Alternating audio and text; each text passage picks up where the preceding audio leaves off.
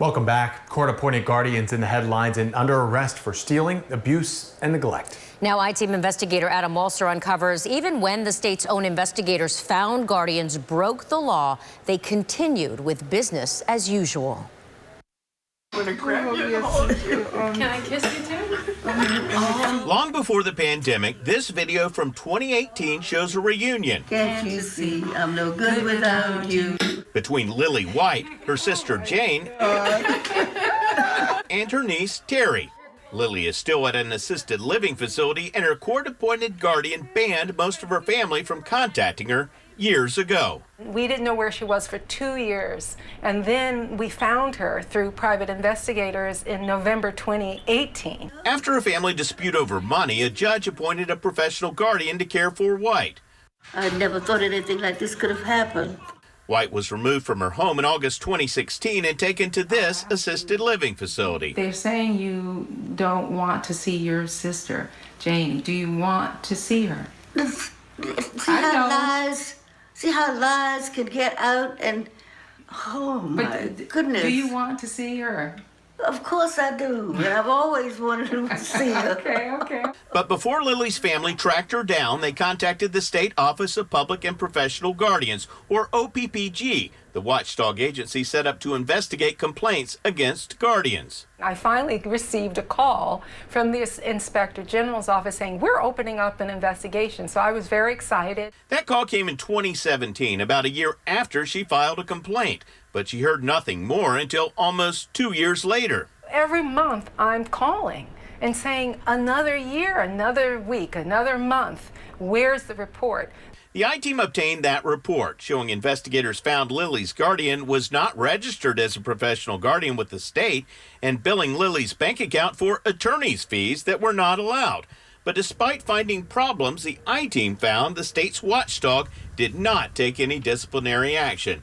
In this letter to Lily's guardian, Department of Elder Affairs Secretary Richard Prudhomme said her conduct was mitigated by the complexity of the family relationships. I was so angry when I got the OPPG letter. The I-Team uncovered 8 other cases in which investigators determined guardians violated the law, but the state never moved to revoke any of their registrations, instead ruling each of those problems had been mitigated.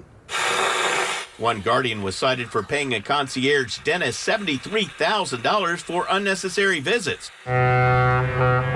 Another for charging a person under her care to take her on a cruise as an hourly caretaker. And one guardian billed a woman through his private company on the side without telling the court.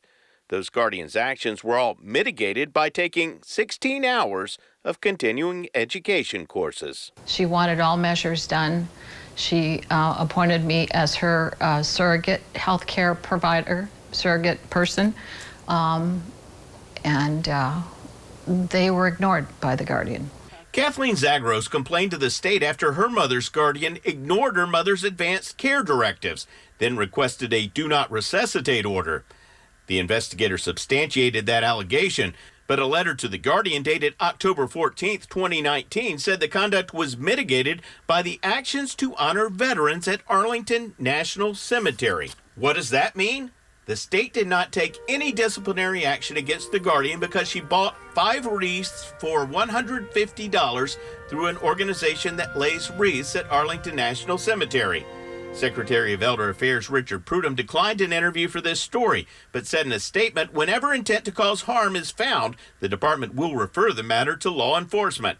But so far, his watchdog agency has not been able to substantiate any cases that referred to law enforcement, even though at least 5 guardians have been charged with crimes. The OPPG to date has been there to protect guardians and not the senior. It's very, very clear. We first spoke with Teresa Kennedy back in March before the pandemic shutdown. We recently followed up with her and confirmed she's still not able to have any contact at all with her Aunt Lily, even by telephone. People who do have loved ones in nursing homes right now during COVID-19 might get a little sense of it, not being able to hug the mother, having to talk to them through the window. But at least they can do that.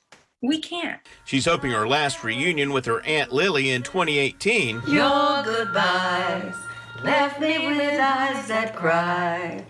Why can I go on without you? Won't be their last.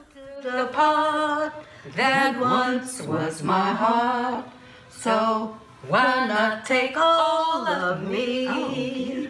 I'm I-Team investigator Adam Walser, taking action for you.